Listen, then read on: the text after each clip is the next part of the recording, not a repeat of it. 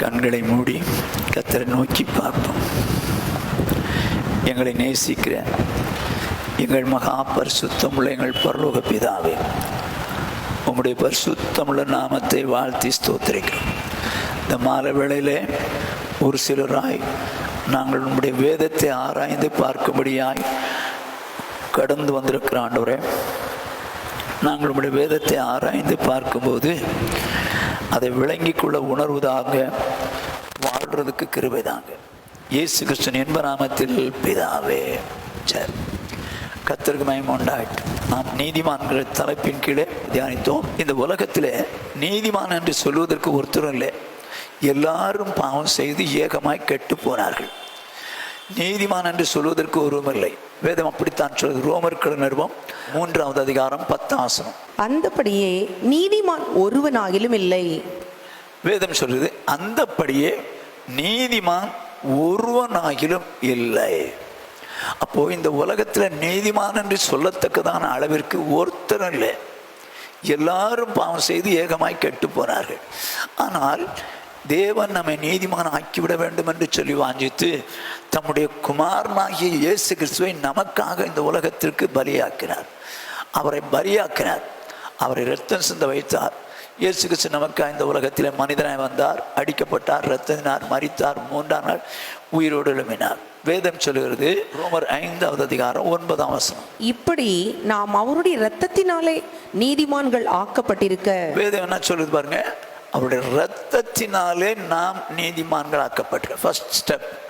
அப்போ இயேசு கிறிஸ்துவின் இரத்தத்தினாலே நாம் நீதிமான்கள் ஆகப்படுகிறோம். அப்போ யார் ஒருவர் மனம் திரும்பி பாவங்களை ஆண்டவரத்தில் அறிக்கையிட்டு என் பாவங்களெல்லாம் இயேசு மன்னித்தார், அவருடைய இரத்தத்தினால் என்னை கழுவினார் என்று சொல்லி எண்ணுகிறார்களோ அவர்களை இரத்தத்தினாலே நீதிமான்கள் ஆக்குகிறார். ஓகே, அதோடு மாத்திரமல்ல, தீத்துவின் புஸ்தகம் 3வது அதிகாரம் 6 தமது கிருபையினாலே நாம் நீதிமான்கள் ஆக்கப்பட்டு. வேதம் சொல்லுகிறது, தேவன் தம்முடைய கிருபையினால் தான் நம்மை நீதிமானாக்கினார்.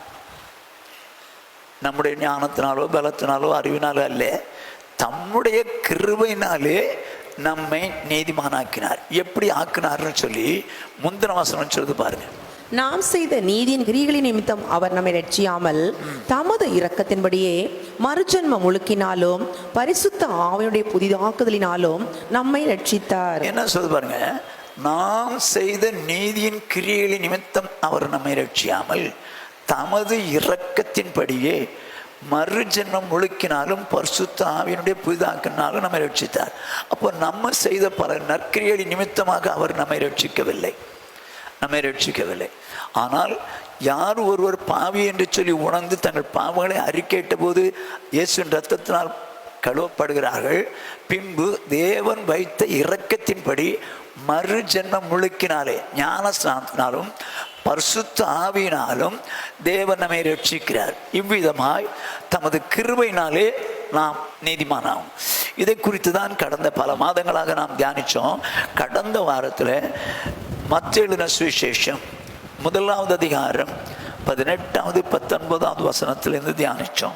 இயேசு கிறிஸ்துவின் ஜனனத்தின் விவரமாவது, அவருடைய தாயாகிய மரியாள் யோசேப்புக்கு நியமிக்கப்பட்டிருக்கையில் அவர்கள் கூடி வரும் முன்னே அவள் பரிசுத்த ஆவியினாலே கர்ப்பவதி ஆனாள் என்று காணப்பட்டது. இப்போ யோசேப்புக்கும் மரியாளுக்கும் நிச்சயம் இருக்குது. இன்னும் மேரேஜ் ஆகலை. ஆனால் அதுக்கு முன்னால பரிசுத்த ஆவியினாலே அவள் கர்ப்பவதியாகிவிட்டாள். பரிசுத்த ஆவியினாலே கர்ப்பவதியாகிவிட்டாள். கர்ப்பவதி ஆகினாள் காணப்பட்டது, வெளியே தெரிஞ்சு போச்சு. இந்த சூழ்நிலையில் மரியாளுக்கு நியமிக்கப்பட்ட யோசேப்பு என்ன செய்கிறான்? வாசிங்க அடுத்த வசனம். அவள் புருஷனாகிய யோசேப்பு நீதிமானாயிருந்து அவளை அவமானப்படுத்த மனதில்லாமல் ரகசியமாய் அவளை தள்ளிவிட யோசனையாயிருந்தான். இப்போ அவனுடைய புருஷனை குறித்து வேதம், அவன் ஒரு நீதிமான், அவன் நீதிமான். ஆகவே அவளை அவமானப்படுத்த விரும்பவில்லை. அப்ப எந்த நீதிமானா இருந்தாலும் அடுத்தவர்களை அவமானப்படுத்த விரும்ப மாட்டான். ஒரு நீதிமானுடைய கேரக்டர் அடுத்தவங்களை அவமானப்படுத்தக்கூடாது. புறங்கூறி திரிகிறவன் பிராண சிநேகிதரையும் பிரிச்சிருவான்.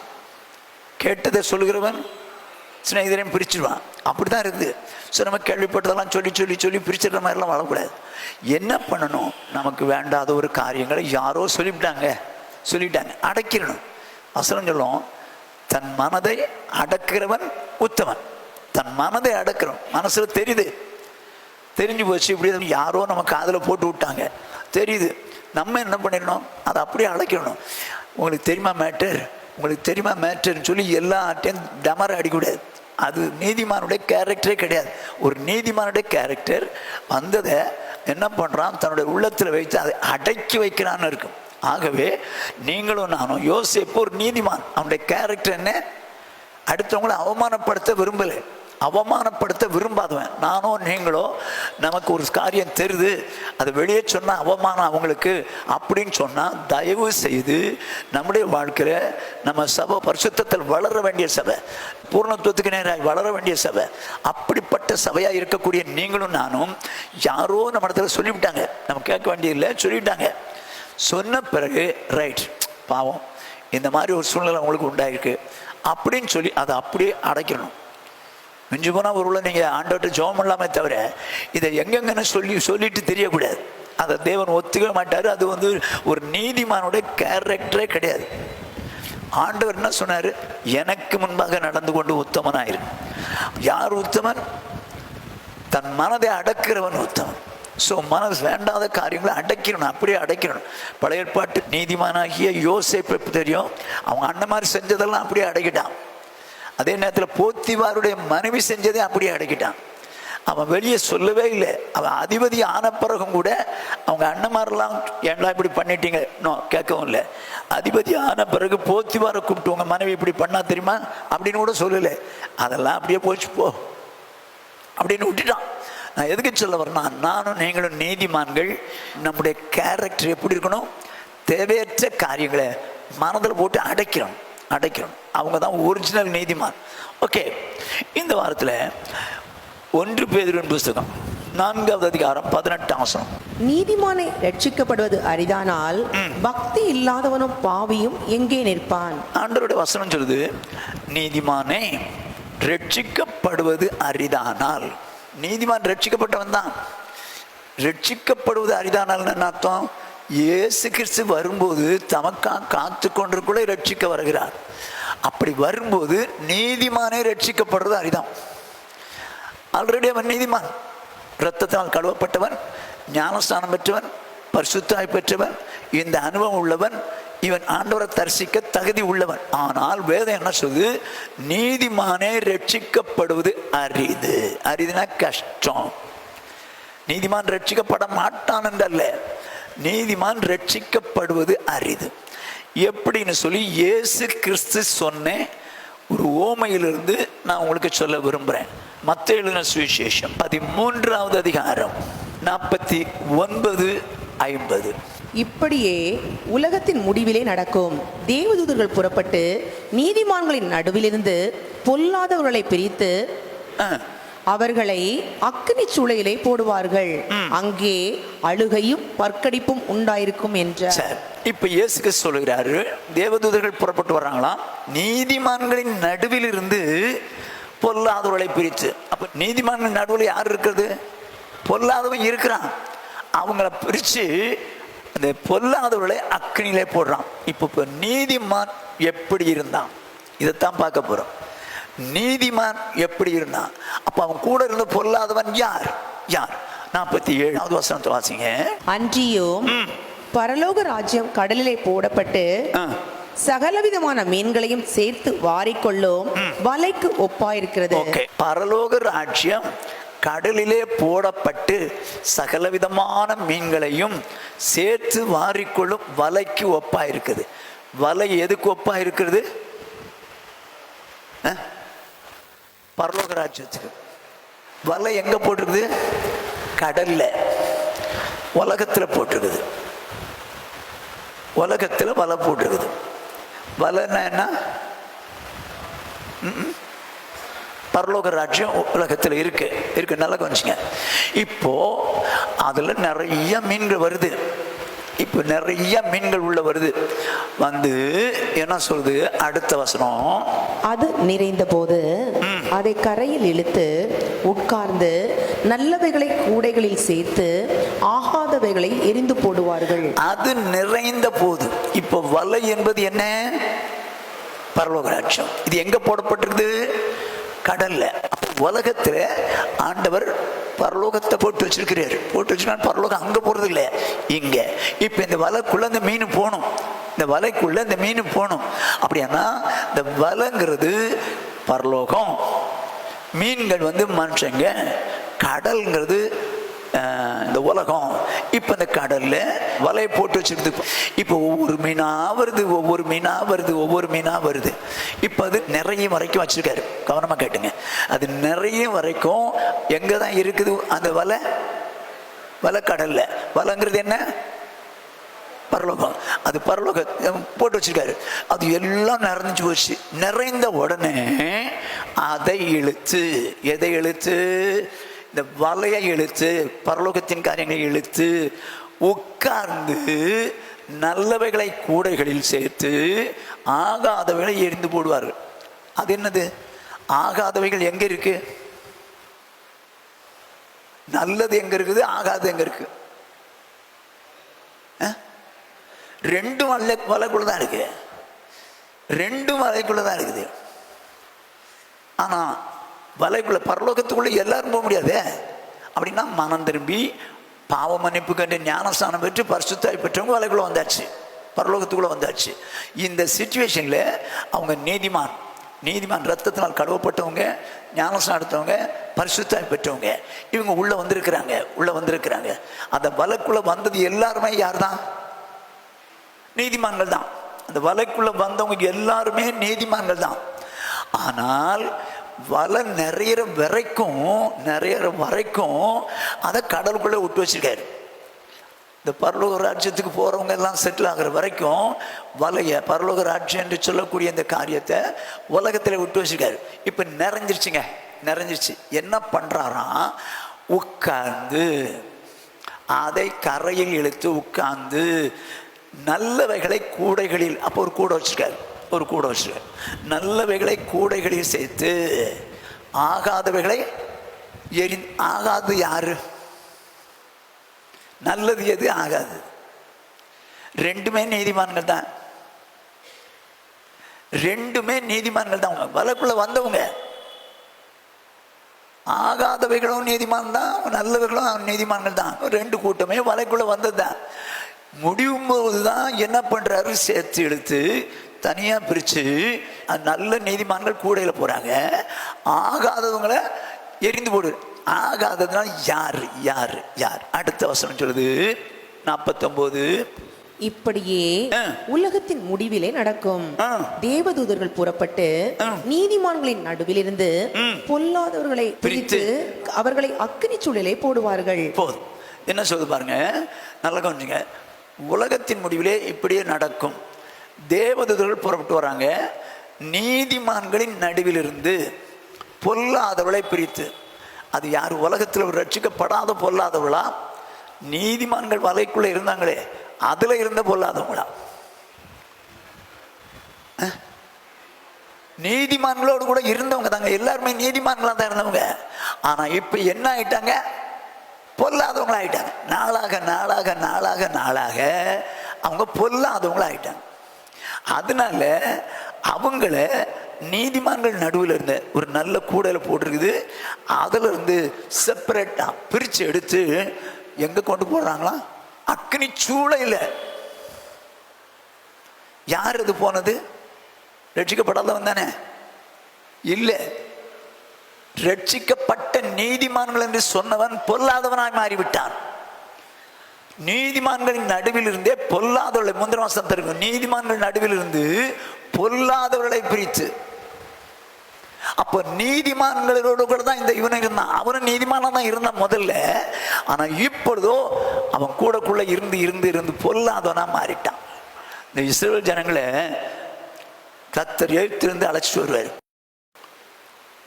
6 லட்சம் புருஷர்கள் 40 வருஷம் நடத்துறாரு. ஃப்ரெஷ்ஷா வர்றாங்க. 6 லட்சம் புருஷரும் ஃப்ரெஷ்ஷா வர்றாங்க. கவனமா கேளுங்க.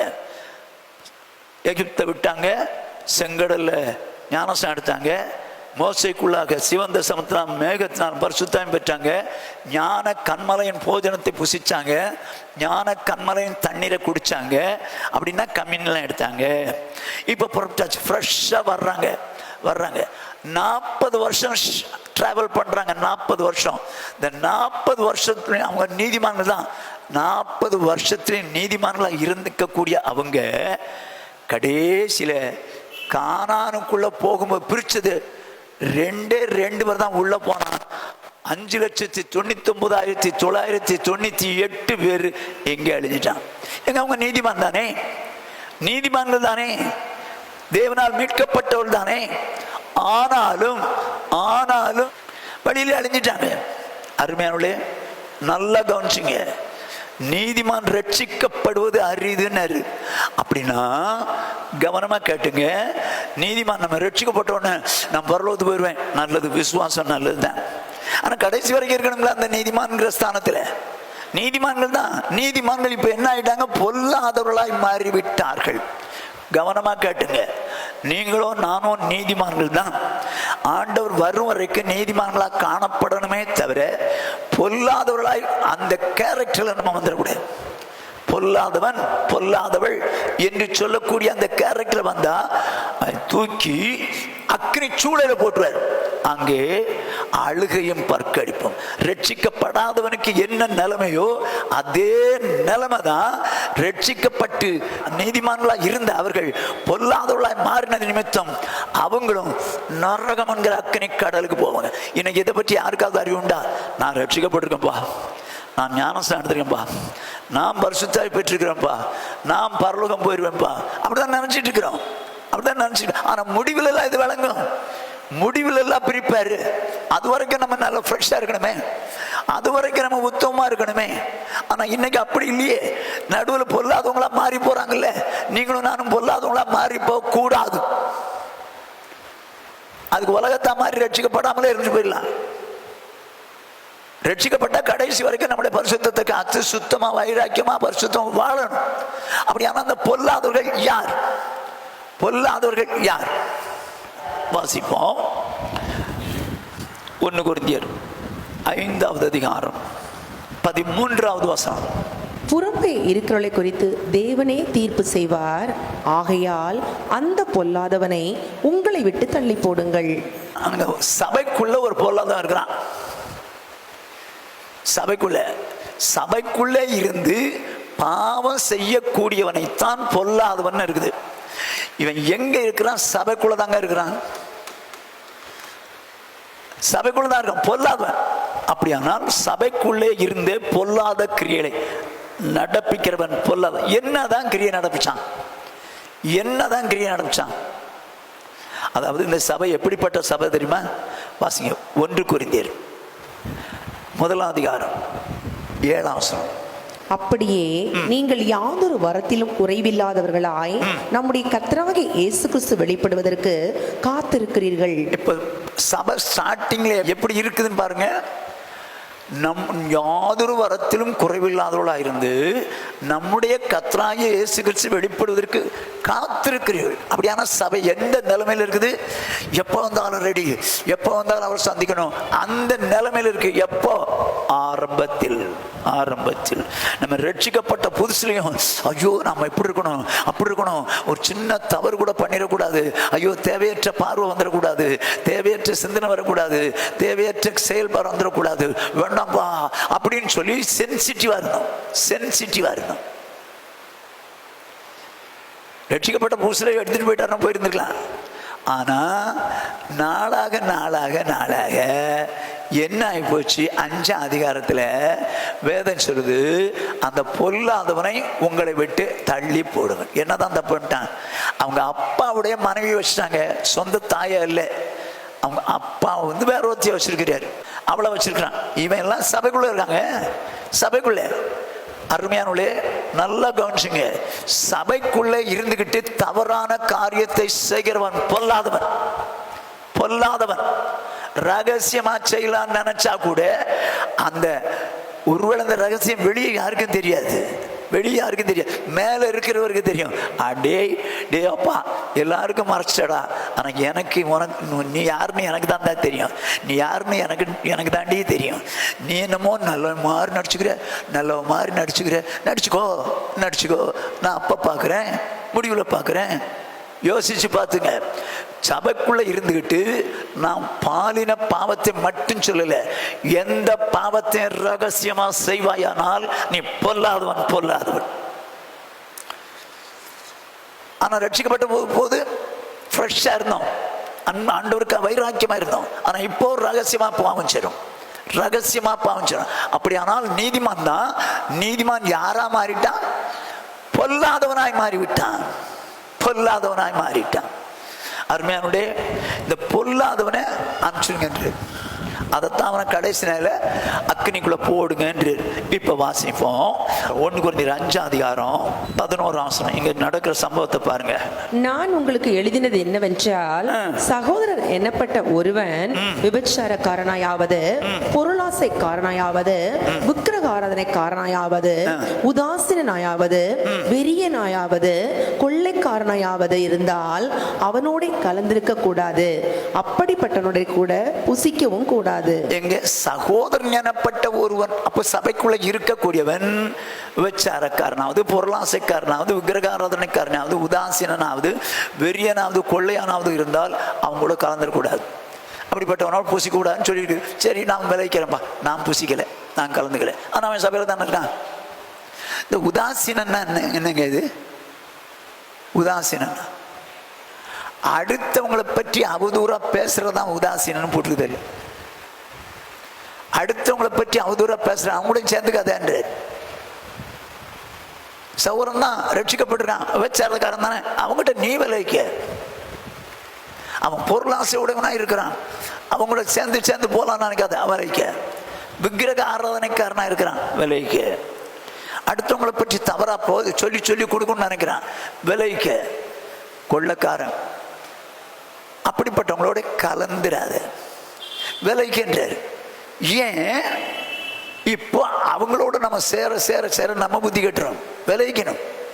வேதம் என்ன சொல்லுது? வாசிங்க 9வது 10வது. விபச்சாரக்காரரோட கலந்திருக்க கூடாது என்று நிருபத்தில் உங்களுக்கு எழுதினேன். சரி. ஆனாலும் இவ்வுலகத்தில் உள்ள விபச்சாரக்காரர், பொருளாசைக்காரர், கொள்ளைக்காரர், விக்கிரக ஆராதனைக்காரர் இவர்களோடு எவ்வளவும் கலந்திருக்க கூடாது என்று நான் எழுதவில்லை. அப்படியானால் நீங்கள் உலகத்தை விட்டு நீங்கி போக வேண்டியதா இருக்குமே. பவுல் என்ன சொல்லிட்டாரு? நீங்க இந்த விபச்சாரக்காரங்களோடு கலந்திருக்க வேணாம்னு சொன்னேன். ஆனா ஒண்ணு, நான் சொன்ன விபச்சாரக்காரன் சபைக்குள்ள இருக்கிறவங்கிட்ட தான்றாரு. யாராவது இந்த மாதிரி மேட்டர்ல சிக்கிறாங்கன்னு சொன்னா நம்ம சொல்லி பார்க்கணும், ஒரு தடவைக்கு 2 தடவை புத்தி சொல்லி பார்க்கணும், திருந்தலியா விளைவிக்கணும். அவன் சபைக்கு தான் வர்றான், என்ன பண்றது? நம்ம சொல்லத்தான் செய்யலாம், நம்ம என்ன பண்ண முடியாது? பரவாதரா அப்படின்னு சொல்ல முடியாது. ஏன்னா நியாயம் தீர்க்கிற அவர் இருக்கிறார், ஒரு நாள் நியாயம் தீர்ப்பார். ஆனா எது வரைக்கும் அந்த வலைக்குள்ள இருக்குது? முடிவு காலம் வரைக்கும் வலைக்குள்ளதான் இருக்கு. அப்ப சபைக்குள்ள இருக்கத்தான் செய்வாங்க. அப்படி இருந்தாலும் நம்ம என்ன பண்ண முடியாது?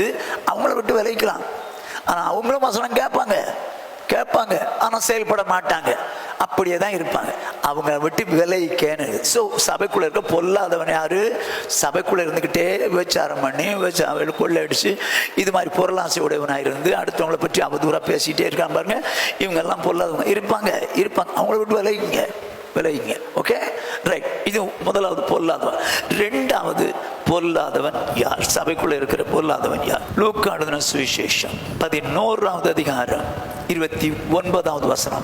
ஜனங்கள் திரளாய் கூடி வந்திருக்கிற பொழுது அவர், இந்த சந்ததியார் பொல்லாதவர்களாய் இருக்கிறார்கள், அடையாளத்தை தேடுகிறார்கள். ஆனாலும் யோனா தீர்க்கதரிசியின் அடையாளமே அன்றி வேறே அடையாளம் இவர்களுக்கு கொடுக்கப்படுவதில்லை. ஜனங்கள் கூடி வந்திருக்கிறாங்க. அவர், இந்த சந்ததியார் பொல்லாதவர்களாய் இருக்கிறார். எதை வச்சு சொல்றாரு?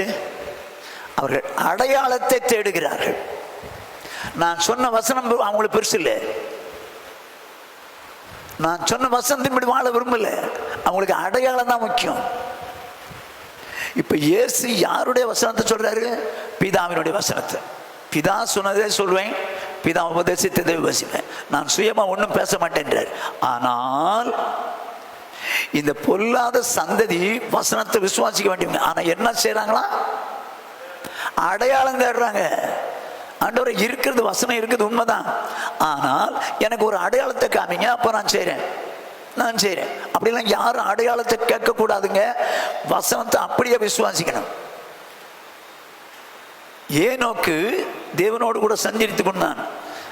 அவன் தேவனை விசுவாசித்தபடினால் அவன் காணப்படாமல் போனான். கர்த்தர் எடுத்துக்கொண்டார். விசுவாசம் என்னது? என்ன விசுவாசிக்கிறது? தேவன் சொன்னதை எல்லாவற்றையும் விசுவாசித்து செயல்பட்டதாங்க விசுவாசம். ஆனால் இன்றைக்கு இந்த பொல்லாதவன் எப்படி இருப்பானா? அடையாளத்தை தேடுவான். யோசித்து பாருங்க. எங்க ஆண்டவரே, நான் எப்படி ஒரு அடையாளம் காட்டுங்க, அப்புறம் ஒரு வசனத்தின்படி நடக்கிறேன் அப்படிலாம் சொல்லி விட போறீங்க. உங்களுக்கு அடையாளம் கொடுக்கணுங்கிற அவசியம் இல்லை. அவரு நான் சொன்ன வசனத்தை கேட்டு போயிட்டே இரு, அதில் வாழ்ந்துட்டு போ. நீ கேட்குற அடையாளத்துக்கு நான் ஒத்துக்கிட்டு போனேன்னா அப்போ நான் சொன்ன வசனமே வேற மாதிரி இருக்கு. நான் தேவன் சொன்ன வசனத்துக்கு அதை சொல்லி தர வேண்டியது இல்லையே. நீ அடையாளம்லாம் கேட்கக்கூடாது. சில எனக்கு வியாதி சுகமாயிடுச்சுன்னா இந்த வசனத்தின்படி வாழ்கிறேன். அடே, வசனத்தின்படி வாழு. வியாதி சுகமாகுதோ சுகமாகலையோ விடு. ஆனால் வியாதி சுகமாச்சுன்னா இந்த வசனத்தின்படி வாழ்றேன். அடையாளம் தேடாதீங்க. இந்த ஏசாயா தீர்க்கதரிசன புஸ்தகம் 5வது அதிகாரம் 19வது வசனம். நாம் பார்க்கும்படி அவர் தீவிரித்து தமது கிரியையை சீக்கிரமாய் நடப்பிக்கட்டும் என்றும் இஸ்ரவேலின் பரிசுத்தருடைய ஆலோசனையை நாம் அறியும்படி அது சமீபித்து வரட்டும் என்றும் சொல்லுகிறவர்களுக்கு ஐயோ. நாம் பார்க்கும்படி அவர் தீவிரித்து தமது கிரியையை சீக்கிரமா நடப்பிக்கட்டும். அப்போ நம்புவோம்.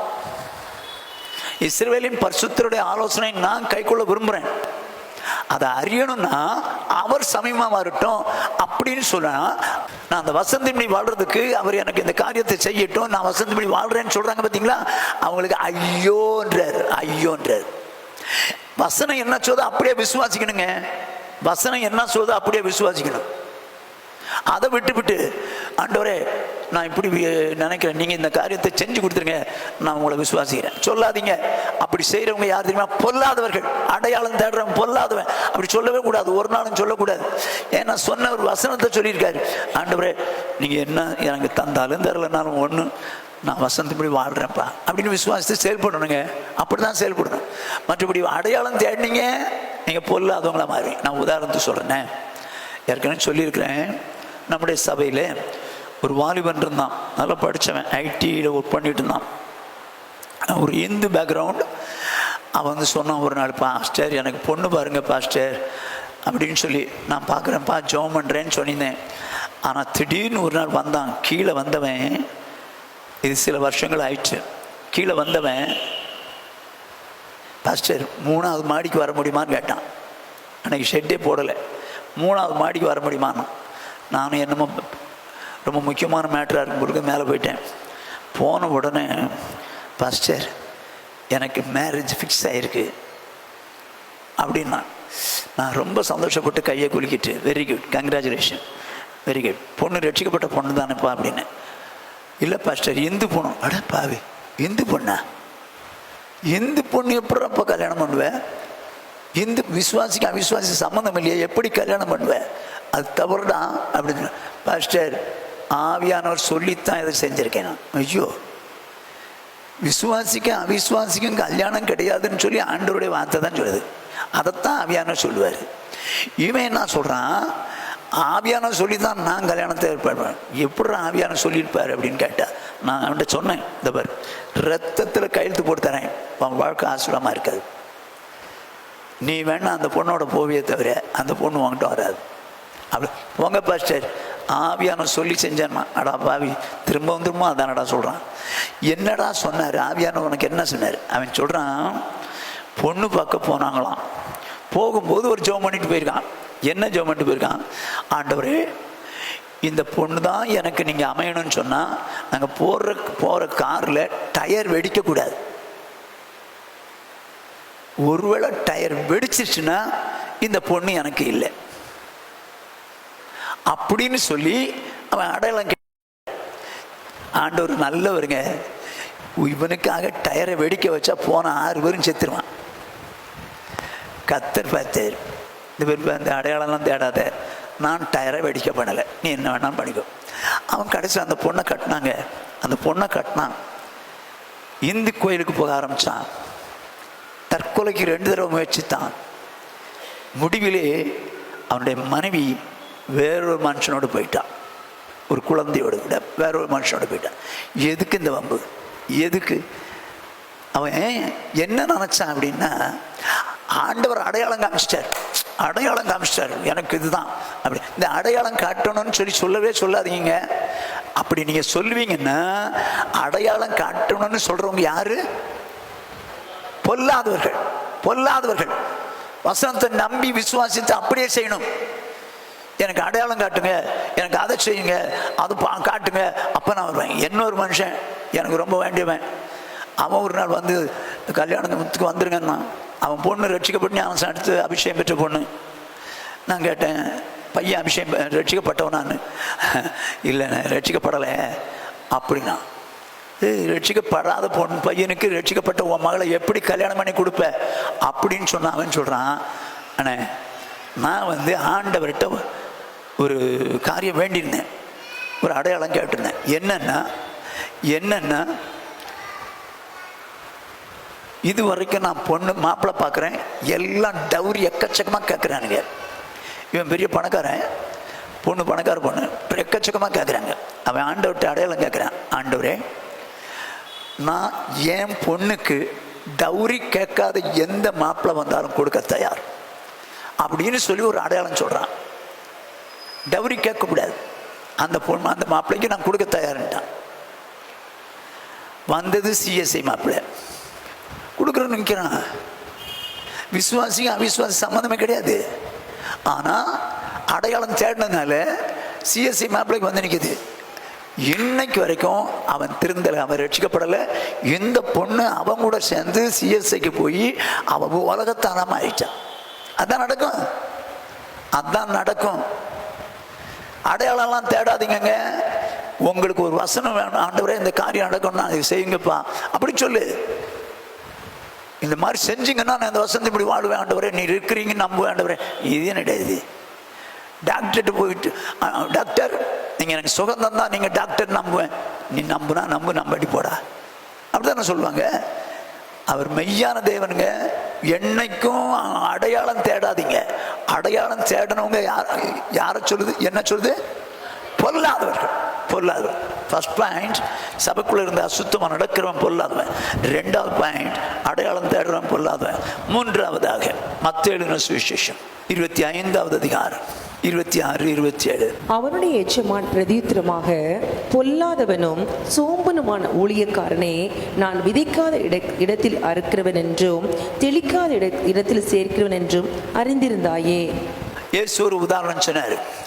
ஒருத்தன்ட்ட 5 பணம் கொடுத்தாரு, ஒருத்தன்ட்ட 2 பணம் கொடுத்தாரு, ஒருத்தன்ட்ட 1 பணம் கொடுத்து வியாபாரம் செய்ய சொல்லி கொடுத்தாரு. இப்போ 5 பணம் வச்சுருக்கவன் 5 சம்பாதிச்சு எஜமான்ட்ட கொடுத்தான். 2 வச்சிருந்தவன் 2 சம்பாதிச்சு 2 கொடுத்தான். 1 வச்சிருந்தவன் பூமிக்குள்ளே அடிக்கல புதைச்சி வச்சிட்டான்.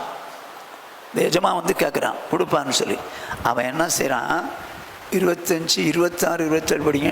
அப்படியானால் நீ என் பணத்தை காசுக்காரர் வசத்தில் போட்டு வைக்க வேண்டியதாயிருந்தது. அப்பொழுது நான் வந்து அவனுடைய வட்டியோட வாங்கிக் கொள்வேனே என்று சொல்லி அவனிடத்தில் இருக்கிற தாளத்தை எடுத்து 10 தாளந்துள்ளவனுக்கு கொடுங்கள். இவன் என்ன பண்ணிட்டான்? அவன் இருந்த தாளந்தை எடுத்து 10 தாளந்து உள்ளவனுக்கு கொடுங்கன்றான். இவன் என்னதான் பண்ணணும்?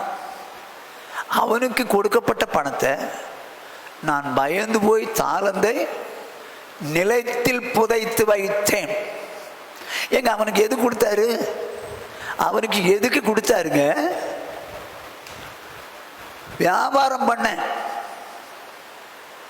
அதை வச்சு இம்ப்ரூவ் பண்ண, அது பிரயோஜனப்பட. ஆனா இவன் என்ன பண்ணிட்டான்? நிலத்துல போட்டு புதைச்சு வச்சிட்டேன், உங்களுடைய எனக்கு வாங்கிக்கிங்க. ஏன்னா எனக்கு தெரியும் நீங்கள் விதைக்காத இடத்துல அறுக்கிறவங்க, தெளிக்காத இடத்துல சேர்க்கிறவங்கன்னு எனக்கு தெரியும். ஆகையினாலும் வாங்கிக்கோங்கன்றான். அதுக்கு அவர் என்ன சொல்றாரு? வானர் வாசிங்க.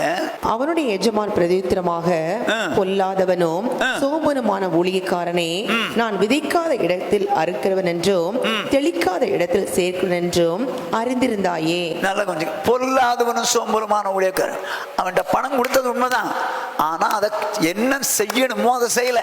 அதுக்கு மாறா நிலத்துல போச்சான். அவனை பார்த்து தான் பொல்லாதவன்றார், பொல்லாதவன்றார். அருமையானே, தேவன் நமக்கு பணம் தந்திருக்கிறார், ஆசீர்வாதம் தந்திருக்கிறார். இதை நம்ம பொண்ணு, நம்ம பிள்ளைக்கு, நம்ம பேரனுக்கு, பேச்சுக்குன்னு பணத்தை எப்படி நிலத்திலேயே போட்டு போட்டு உலக புறாம சேர்த்து சேர்த்து வச்சு அது மாதிரி செய்ய முடியாது. அதுக்கு பணம் தரல. எதுக்கு தந்தா தெரியுமா? தேவனுடைய ராஜ்யம் பரம்புறதுக்கு தந்தார். விசேஷமாக வேதம் என்ன சொல்லி பாருங்க. லூக்கா எழுதின சுவிசேஷம் 16வது அதிகாரம் 9வது வசனம். நான் உங்களுக்கு சொல்லுகிறேன், நீங்கள் மாளும்போது உங்களை நித்தியமான வீடுகளிலே ஏற்றுக்கொள்வார் உண்டாகும்படி அநீதியான உலக பொருளால் உங்களுக்கு சிநேகிதரை சம்பாதியுங்கள். நீங்கள் மாளும்போது, சாகும்போது உங்களை நித்தியமான வீடுகளில் ஏற்றுக்கொள்வார் உண்டாகும்படி அநீதியான உலக பொருள். இந்த உலகத்தின் பொருளுக்கு பேர் என்ன? அநீதியான உலக பொருள். ஆனால் அதை கொடுத்து வச்சிருக்காரு, அது அவங்க கிடைச்சிருக்கு. உங்களுக்கு சிநேகிதரை சம்பாதிங்கள். இந்த சிநேகிதர் எங்கே வரணும்? பரலோகம் வரணும். எப்படி வரணும்? நீங்கள் பொருளை செலவழித்து பாருங்கள். அவனுக்கு செலவு பண்ணி சுவிசேஷம் அறிவித்து அவனுக்கு காசு செலவழித்து நீங்கள் அவனை சம்பாதிச்சிருங்க. அவன் அங்கே வந்து நிற்பான். சொல்லிட்டு அடுத்த வசனம், கொஞ்சத்திலே உண்மையுள்ளவன் அநேகத்திலும் உண்மையுள்ளவனாய் இருக்கிறான், கொஞ்சத்திலே அநீதி உள்ளவன் அநேகத்திலும் அநீதி உள்ளவனாய் இருக்கிறான். எங்க உங்களுக்கு கொஞ்சம் கொடுத்து பார்ப்பாரு, அதுல நீங்க ஆண்டவருக்குன்னு நீங்க செலவு பண்ணி பார்த்தீங்கன்னா நிறையவே கொடுப்பாரு. அநீதியான பொருளினால் சிநேகிதரை சம்பாதிக்க எங்க எப்போ? நீங்கள் மாளும் போது உங்களை ஏற்றுக்கொள்வார் உண்டாகும்படி, பரலோகத்தில் ஏற்றுக்கொள்வார் உண்டாகும்படி நீங்கள் உங்கள் அநீதியான உலக பொருளினால் சிநேகிதரை. அப்படின்னா அங்கே வந்திருக்கும் போது, வாங்க பிரதர், நீங்கள் கொடுத்து தான் நான் இந்த அளவுக்கு வந்தேன். நீங்கள் ஒரு ஊழியக்காரர் கொடுத்தீங்கல்ல, அவர் இந்த ஊழியத்துக்கெல்லாம் செலவு பண்ணார், அந்த ஊழியத்தில் தான் நான் வந்து ரட்சிக்கப்பட்டேன், நான் வந்திருக்கேன் பிரதர், நீங்கள் பண்ணதான் பிரதர், நீங்கள் கொடுத்ததுனால தான் நான் இப்படி வந்தேன் பிரதர் அப்படின்னு அங்கே அன்னைக்கு சொல்லுவார். அப்போ நமக்கு எதுக்கு தான் கொடுத்தாரு? பணத்தை புதைச்சி வச்சு அது நம்ம பிள்ளைகளுக்கு ஆகும், பேர பிள்ளைகளுக்கு ஆகும் அப்படின்னு சொல்லி புதைச்சி வச்சு நிலத்திலே போட்டான், பூமியிலே போட்டான். அது மொத்தத்தில் இருக்காத காலி, நம்ம காலி, பணமும் காலி. அவனை தான் சொல்றாரு பொல்லாத ஊழியக்காரன் என்றார், பொல்லாதவனே என்றார். நான் உனக்கு தந்தது எதுக்கு? நீ செலவு பண்றதுக்கு தானே தந்தேன். ஆனா நீ அதை என்ன பண்ணிட்ட? நிலத்துல போட்டு புதைச்சி வைக்கிற. அவன் என்ன ரீசன் சொல்றான்? நீர் தெளிக்காத இடத்தில் சேர்க்கிறவரும் விதைக்காத இடத்துல அறுக்கிறவருமான கடினம் உள்ளவர் எனக்கு தெரியும், அதனால தான் இப்படி பண்ணுனேன்றான். ஐயோ ஐயோ, அதுக்காக நீங்க ட்ரெஸ் வாங்கக்கூடாது, அதை வாங்கக்கூடாது, இதை வாங்கக்கூடாதுன்னு சொல்ல மாட்டேன், நான் அப்படிலாம் சொல்லலை. நமக்கு தேவையெல்லாம் செய்யுங்க. ஆனால் நீங்க இன்னும் பணத்தை தேவனுடைய ஊழியங்களுக்கு செய்வது நல்லது. சரி, சப்போஸ் செய்யல, அவனைத்தான் பொல்லாதவன்றார்.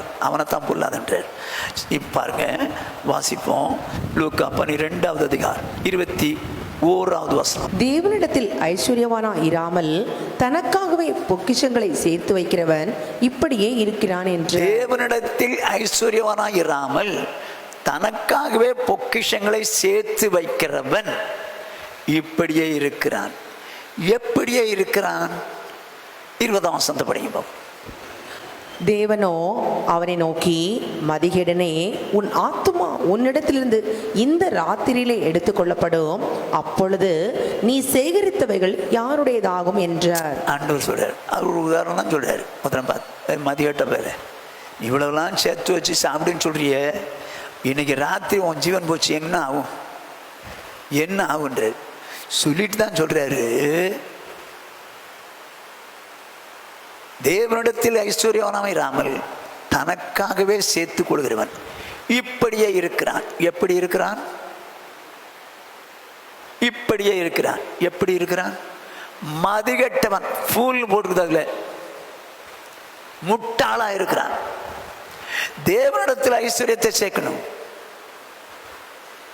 ஆனால் தனக்கு தான் பிள்ளைகள் தான் குடும்பம் தான் தான் தான் தான் அப்பாடு.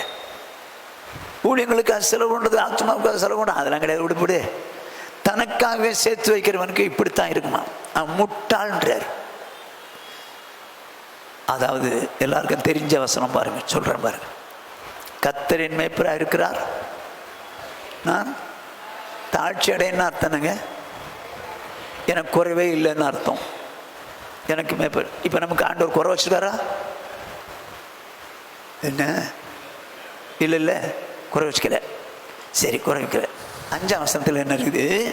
என் பாத்திரம் நிரம்பி கர்த்தரின் மேய்ப்பராக இருக்கிறார், நான் தாழ்ச்சி அடையும், எனக்கு குறையில்லை. இப்போ பார்த்து நிரம்பிச்சு, நிரம்பி வழியுது. வழிஞ்சா எங்கே போகணும்? நிரம்பி வழியுதுன்னா எங்கே போகணும்? உங்கள்கிட்ட போய் கேட்டேன் பாருங்க, இது அடுத்தவனுக்கு போகணுமா வேண்டாமா? ஆனால் நம்ம என்ன பண்ணுறோம்? ஒரு டம்ளரில் யாரோ நெய் கொடுத்தாங்க, டம்ளர் முழுசு நிறைஞ்சிச்சு. நிறைஞ்சி வழிஞ்ச உடனே செம்பு கொண்டு வச்சோம். செம்பு நிறைஞ்சி வழியுது. செம்பு வச்சோன்னா குண்டா கொண்டு வச்சோம். குண்டா வழிஞ்சுது. குண்டா வழிஞ்ச உடனே அண்டா கொண்டு போய் எல்லாம் எனக்கு, எல்லாம் எனக்கு. ஐயோ, என்ன வரட்டும் நமக்கு தான். அது ஆண்டோட ஊழியத்துக்கு அட கொஞ்சம் கொடுப்போமே செய்வோமே, அதெல்லாம் கிடையாதுங்க. என்ன செய்யலாம்? தனக்காகவே அவன் என்ன பண்ணிட்டான்? அவன் நிலத்துல புதைச்சு வச்சாங்க. அவனை பார்த்து ஆண்டவர் சொல்ற, பொல்லாதவனே என்றார். தேவனுக்கு என்று செலவிடணும், தனக்காகவே சேர்த்துக் கொள்கிறவனுக்கு ஐயோன்றார். ஆகவே தேவன் தந்த ஆசீர்வாதத்தை தேவனுடைய நாம மகிமைக்காக செலவிட பாருங்க. அது உங்களுக்கு குடும்பத்துக்கு தேவை, அதெல்லாம் செஞ்சுங்க. ஆனால் அதிகமாக நீங்கள் ஊழியங்களுக்கு செய்யுங்க. அப்படி செய்யலைன்னு வச்சுங்க, யாரா பூமியிலே புதைச்சி வச்சுட்டவன் பொல்லாதவன். பணத்தை புதைச்சி வச்சுக்கிறவன், உலகத்தோடுக்கு உலகமாக போட்டு வைக்கிறவன் பொல்லாதவன். ஓகே. 3வது, முதலாவது பொல்லாதவன் யார்? சபைக்குள்ள இருந்து அசுத்தமாக வாழ்றவன். 2வது பொல்லாதவன் யார்? அடையாளம் தேடும். இவெல்லாம் நீதிமான் தானா? நீதிமான் தானா? நீதிமான் தான். ஆனால் இந்த நிலைமைக்கு ஆயிட்டான், இந்த நிலைமைக்கு ஆயிட்டான். சரி, 4வது பொல்லாதவன் யார்? மத்தேயு எழுதின சுவிசேஷம் 24வது அதிகாரம் 48வது 49வது வசனம். அந்த ஊழியக்காரனோ பொல்லாதவனாயிருந்து என் ஆண்டவன் வர நாள் செல்லும் என்று தன் உள்ளத்திலே சொல்லிக்கொண்டு. இப்போ ஒரு ஊழியக்காரனு அவன் எஜமான் சொல்றாரு, நான் போயிட்டு வரேன்ப்பா, நீங்க பார்த்துக்க, வேலைக்காரங்களுக்கெல்லாம் படி அடைஞ்சு எல்லாம் செஞ்சுக்கப்பான்னு போயிட்டாரு. ஆனால் அந்த ஊழியக்காரன் ஒப்படைக்கப்பட்டிருந்த அந்த ஊழியக்காரன் என்ன பண்ணிட்டான்? பொல்லாதவனாக இருந்துன்னு இருக்கு. அவன் ஊழியக்காரன் தான், பொல்லாதவனாக இருந்தான். எப்படி பொல்லாதவனா மாறினான்? என் ஆண்டவன் வர நாள் செல்லும் என்று தன் இருதயத்தில் நினைச்சான். நாளைக்கு வரப்போறான்னா கரெக்டாக செஞ்சிருப்பான். ஆனால் வர நாளாகும் என்று சொல்லி இருதயத்தில் நினைச்சு தன் வேலைக்காரரை அடிக்க தொடங்கி வெறியரோடு புசிக்கவும் குடிக்கவும் தலைப்பட்டால். அந்த ஊழியக்காரன் நினையாத நாளிலும் அறியாத நாளிகையிலும் அவனுடைய எஜமான் வந்து அவனை கடினமாய் தண்டித்து மாயக்காரரோட அவனுக்கு பங்கை நியமிப்பான். போதும். எப்படி அவன் எப்படிப்பட்டவனா இருக்கிறானா? இந்த அழுகையும் பற்கடிப்புக்கும் போறதுக்கு காரணம் என்ன? இவன் யார்? அவன் ஒரு ஊழியக்காரன். அவன் பொல்லாதவனா மாறிட்டான், பொல்லாதவனா மாறிட்டான். எஜமா வர நாளாகும் உள்ளத்துல நினைச்சு மற்றவங்களை அடிச்சான். கூட்டு சேர்க்க சரியில்லை, தேவையற்றவங்களோடு சேர்ந்தான். வெறியரோடு புசிக்கவும் குடிக்கவும் தலைப்பட்டான். அவிசுவாசிகளோடு சேர்ந்து தேவையற்ற காரியங்களை செய்ய ஆரம்பிச்சாங்க. அவன் யார்? அவன் யார்? நீதிமான், நீதிமான். ஆனால் அவனோ இப்பொழுது பொல்லாதவனாய் மாறிவிட்டான், பொல்லாதவனாய் மாறிவிட்டான். ஏன் குடிச்சான்? ஏன் விசுவாசிகளோடு சேர்ந்தான்? ஏன் வெறியரோடு புசிச்சான்? ஏன் அடுத்தவனை அடிச்சான்? அவனுக்கு சிச்சுவேஷன் அப்படி ஆகி போச்சு, அடிச்சான். ஆனால் அவன் நீதிமான் தானா? நீதிமான் தான். ஆனால் நிலைமை எப்படி ஆயிடுச்சு அப்படின்னா, தயவு செய்து நல்லா கொஞ்சிங்க, விசுவாசி என்று சொல்லக்கூடியவர்கள் தேவையற்ற அவிசுவாசிகளோடு கூட சேராதீங்க. சேர்ந்தீங்கன்னா அவங்களுடைய கேரக்டர் உங்களுக்கு வந்துடும். அவங்களோடு சேர்ந்தீங்கன்னா அவங்க என்னெல்லாம் செய்கிறாங்களோ அதான் வரும். அப்படின்னா நம்ம பொல்லாதவனாயிரும்.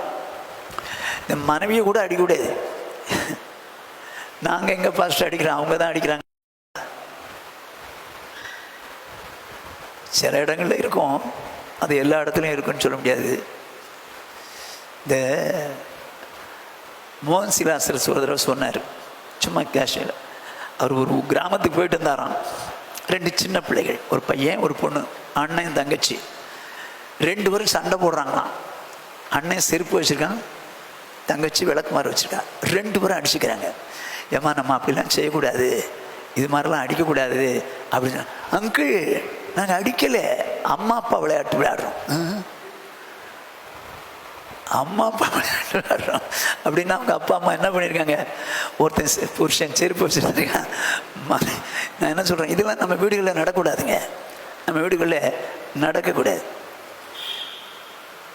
அதாவது அன்பாக இருக்கணும். அதே நேரத்தில் அடுத்தவங்க யாரா பக்கத்தில் உள்ளவங்க கூட அடிக்கக்கூடாது. அடிக்க தொடங்கி வேலைக்காரரே அடிக்கிறான், இந்த வேலை வச்சுக்கூடாது. ஸோ இவங்கெல்லாம் பொல்லாதவங்க. ரைட். 4வது 5வது பொல்லாதவன் யாருன்னு 2 தீமோத்தேயு 3வது அதிகாரம் 13வது வசனம். பொல்லாதவர்களும் எத்தர்களுமானவர்கள் மோசம் போகிறவர்களாகவும் இருந்து மேன்மேலும் கேடுள்ளவர்களா ஆவார்கள். என்னவா? பொல்லாதவர்கள் எப்படிப்பட்டவங்களா இருப்பாங்களாம் பாருங்க. எத்தரானவர்கள், மோசம் போக்குவான், மோசம் போவான். இவன் மோசம் போறதோட மட்டும் இல்லை, அடுத்தவனை மோசம் போக்கிடுவான். அவன் யார் தெரியுமா? பொல்லாதவன். கவனமா கேட்டுங்க. இப்போ நான் ஒரு சம்பவத்தை சொல்றேன். இந்த யெரொபெயாம் அகியாயினோ தீர்க்கதரிசி தான் வயல்வெளியில் அவனை பார்த்து தான் போட்டிருந்த புது சால்வையை 12 பீஸ் அக்கிழிச்சு 10 பீஸ் அவனுக்கு கொடுத்து, கர்த்தர் உனக்கு 10 ராஜ்யத்தை தர்றார், 10 எடுத்துக்கோ அப்படின்னு சொல்லி கொடுக்க. இந்த சூழ்நிலையில் 10 கோத்திரங்கள் யெரொபெயாமுக்கு வந்துருச்சு. 2 கோத்திரம் ரெகொபெயாமுக்கு போயிடுச்சு. இப்போ இந்த 10 கோத்திரத்தை வச்சிருக்கிற ராஜா பெரிய ஆளு. ஆனால் அவனோ இஸ்ரவேலர்களை வைக்கிறான். ரெகொபெயாம் யூதர்களை வச்சிருக்கிறான். கவனிச்சுங்க. இப்போ ரெகொபெயாம் ஆளுகிற இடத்துல தான் எருசலேம் இருக்குது. எருசலேமில் தான் என்ன இருக்குது? தேவனுடைய ஆலயம் இருக்குது. இங்கே சமாரியாவில் தேவனுடைய ஆலயம் கிடையாது. இவன் ஆளுகிற இடத்துல தேவ ஆலயம் கிடையாது. தேவ ஆலயம் போகணுன்னா எருசலேம் தான் போகணும். இப்போ யெரொபெயாமுக்கு பயம் வந்துருச்சு. இங்கே இருந்துட்டு அங்கெல்லாம் போனாங்கன்னா என்ன பண்ணுவாங்களோ தெரியலன்னு சொல்லிட்டு இவன் என்ன பண்ணுறான் பாருங்க. 26ஆம் வசனத்திலிருந்து வாசிக்கலாம். யெரொபெயாம் இப்போது ராஜ்யபாரம் தாவீது வம்சவசமாய் திரும்புகிறதா இருக்கும். ஐயோ, இந்த ஆலயத்துக்கு போறேன்ட்டு கடைசியில் அந்த ராஜாவை பிடிச்சிட்டு நம்மளை விட்டுவாங்களோ அப்படின்னு நினைச்சு இவன் என்ன பண்றான் பாருங்க. இவன் தேவனுடைய மனுஷன். தேவன் அவனுக்கு என்ன கொடுத்திருக்காரு? 10 கோத்திரம் கொடுத்திருக்காரு. ஆனா நடந்தது என்ன? இந்த ஜனங்கள் எருசலேமில் உள்ள கர்த்தருடைய ஆலயத்திலே பலிகளை செலுத்த போனால் இந்த ஜனங்களின் இருதயம் யூதாவின் ராஜாவாகிய ரெகொபெயாம் என்னும் தங்கள் ஆண்டவன் வசமாய் திரும்பி அவர்கள் என்னை கொன்று போட்டு யூதாவின் ராஜாவாகிய ரெகொபெயாமின் பாரிசமாய் போய்விடுவார்கள் என்று தன் மனதிலே சிந்தித்துக் கொண்டிருந்தான். அவன்கிட்ட தான் 10 கோத்திரம் உனக்கு தர்றேன்னு சொல்லி கர்த்தர் சொன்னான்னு ஆகியா தீர்க்கதரிசி சொல்றானே. அப்புறம் எதுக்கு இவனுக்கு இந்த சந்தேகம்? 10 கோத்திரத்தை நீ அரசாளுவாப்பா, ஆண்டவரே சொல்லிட்டார் 10 பீஸ் எடுத்துக்கடான்ட்டாரு. அப்புறம் எதுக்கு இவனுக்கு இந்த சந்தேகம்? அதனால இவன் என்ன பண்றான்? ஜனங்கள் அங்க போய் அந்த ராஜாவை பிடிச்சுவாங்களோன்னு சொல்லி மனசுல சிந்திச்சுட்டு என்ன பண்றான் பாருங்க. ஆகையால் ராஜாவானவன் யோசனை பண்ணி பொன்னினால் 2 கன்றுக்குட்டிகளை உண்டாக்கி ஜனங்களை பார்த்து, நீங்கள் எருசலேமுக்கு போகிறது உங்களுக்கு வருத்தம். இஸ்ரவேலரே, இதோ இவைகள் உங்களை எகிப்து தேசத்திலிருந்து வரப்பண்ணின உங்கள் தேவர்கள் என்று சொல்லி ஒன்றை பெத்தேலிலும் ஒன்றை தானிலும் ஸ்தாபித்தான். என்னங்க விக்கிரகத்தை படைச்சிட்டாங்க. கண்ணுக்குட்டி 2 உண்டாக்கி தானிலும் பெத்தேலிலும் வச்சாங்க. இதுதான் உங்களை நடத்தி வந்த தெய்வம்னு சொல்லி அதை வணங்க சொல்றான். எங்க இவன் தான் மோசம் போயிட்டான். ஜனங்களை மோசம் போக்குறான்ல. பொல்லாதவன் மோசம் போவான், மோசம் போக்குவான். இப்போ அந்த மாதிரி இவன் தான் மோசம் போயிட்டான், இவன் ஒரு தேவனுடைய மனுஷன், இவன் மோசம் போயிட்டான். மோசம் போனதுனால அடுத்தவங்களையும் மோசம் போக்க பார்க்குறான். இஸ்ரேல் ஜனங்களையும் மோசம் போக்க பார்க்குறான். விக்கிரகத்தை செஞ்சு வச்சு இதுதான் தெய்வம்டா, அவன் இஷ்டத்துக்கு பண்டிகை நாளை உண்டாக்கிக்கிட்டான். லேவியர் ஆசாரியாக்காம எவனையோ ஆசாரியராக்கி இஷ்டத்துக்கு செஞ்சிட்டான். காரணம் எதனால?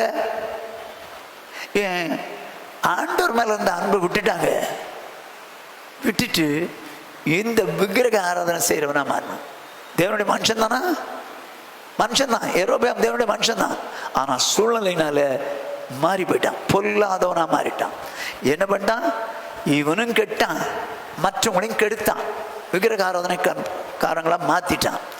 பொல்லாதவன் என்ன செய்வானா? மோசம் போவான், மோசம் போக்குவான்.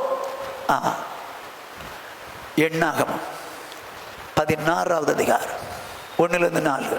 லேவிக்கு பிறந்த கோகாத்தின் குமாரனாகிய இத்சியாரின் மகன் கோராகு என்பவன் ரூபன் வம்சத்தில் உள்ள எலியாவின் குமாரராகிய தாத்தானையும் அபிராமையும் பேலேத்தின் குமாரனாகிய ஓனையும் கூட்டிக் கொண்டு.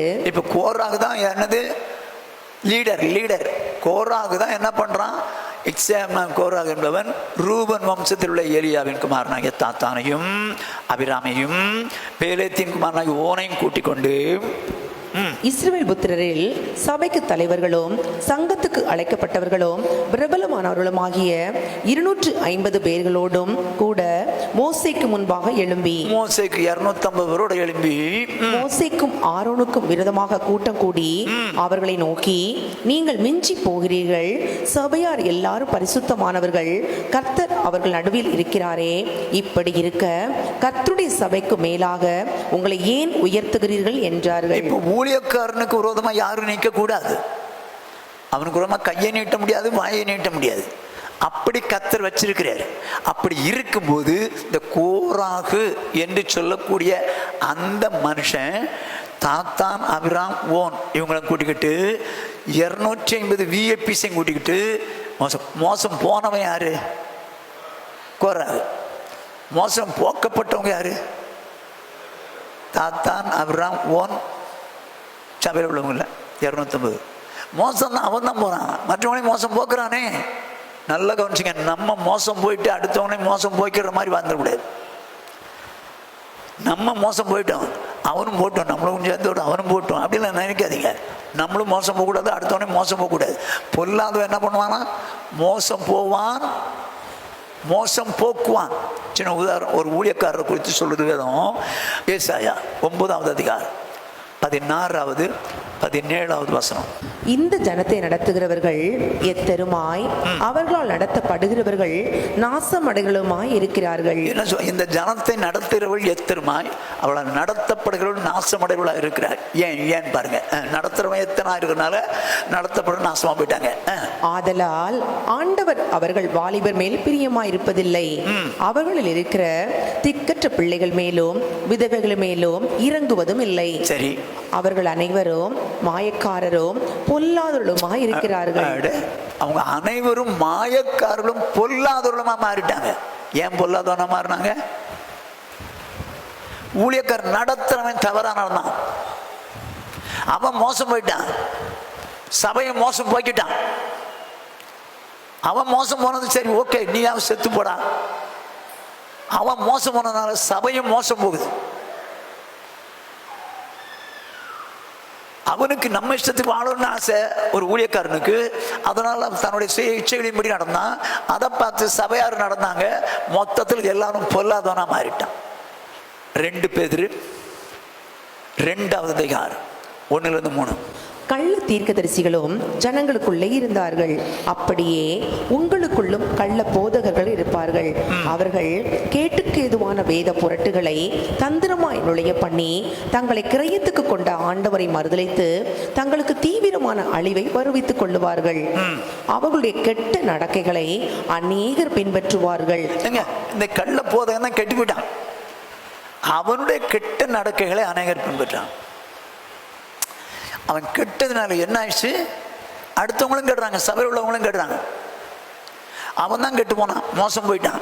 ஆனால் ஜனங்கள் மோசம் போக்குறான்ல, எதனாலயா?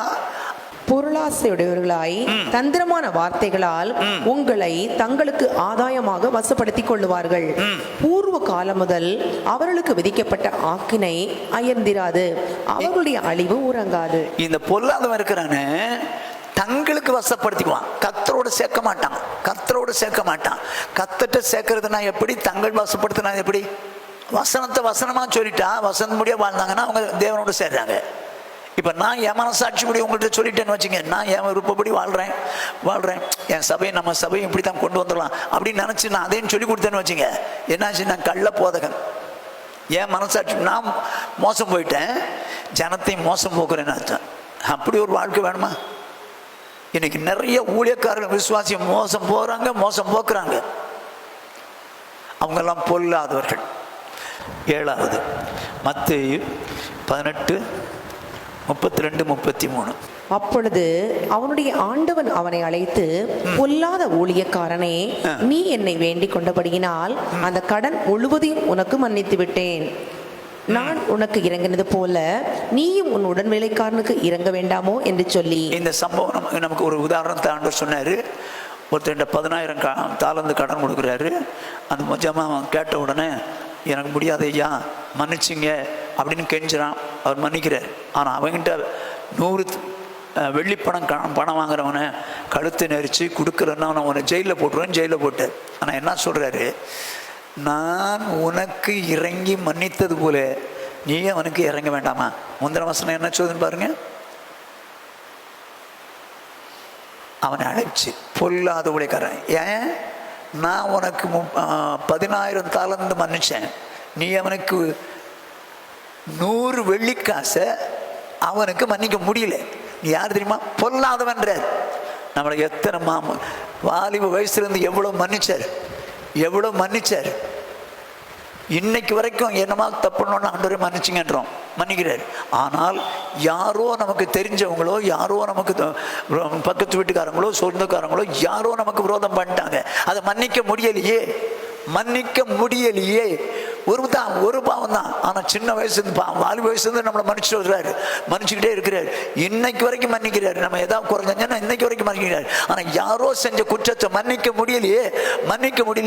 அதே மனசில் வச்சுக்கிட்டு அப்படி பண்ணுறது இப்படி பண்ணுறது, அவங்களுக்கு ஒரு தீமை செய்யுது, இப்படியெல்லாம் செய்கிறோமே, கர்த்தர் பார்க்குறாரு.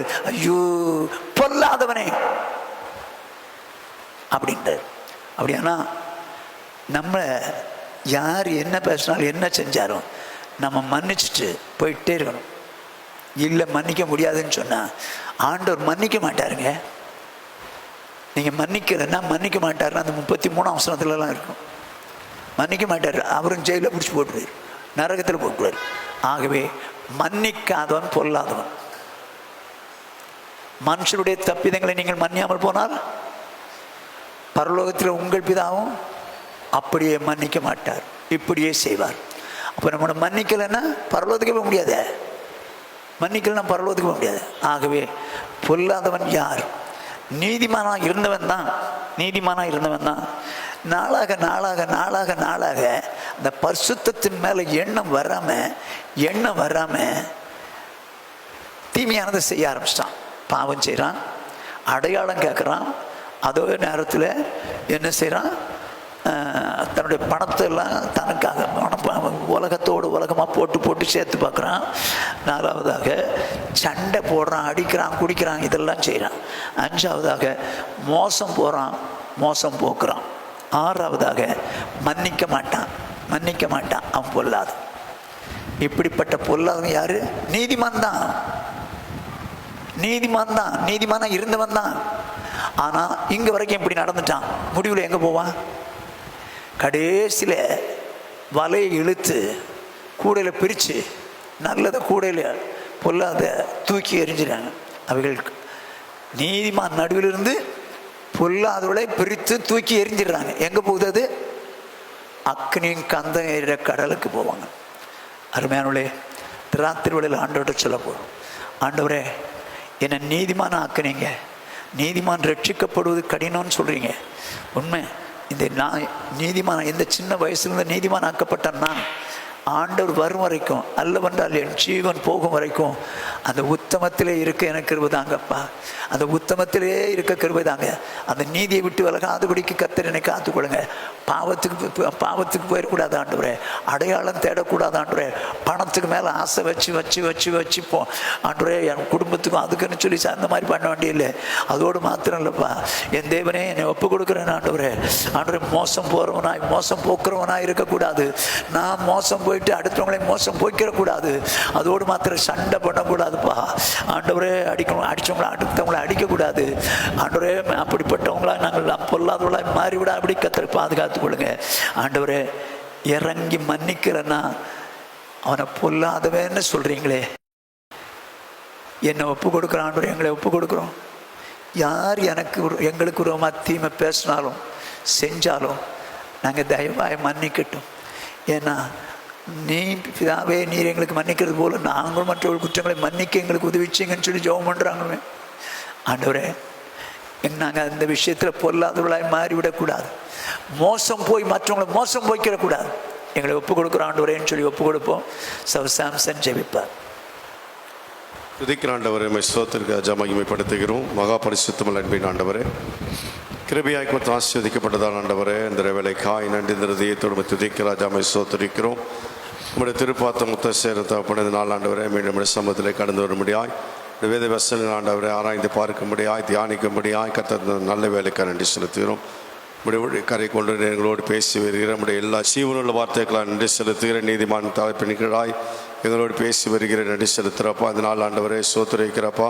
நீதிமானை ரட்சிக்கப்பட்டது அரிதானால் என்று சொல்லப்பட்டிருக்கிறபடி நீதிமான் ஏன் ரட்சிக்கப்பட முடியாது என்று சொல்லி நீர் எங்களோடு ஆண்டவரே நம்முடைய வேதத்தை ஆண்டவரே வார்த்தையின் மூலமாய் எங்களோடு இடைப்பட்டீரே நன்றி செலுத்துகிற ஆண்டவரே சோத்துரைக்கிறப்பா.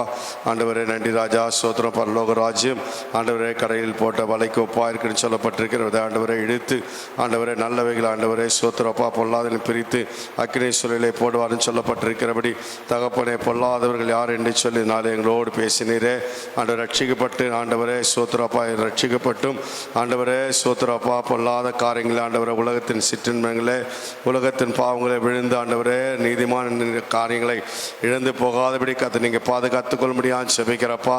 தகப்பனே நன்றி ராஜா.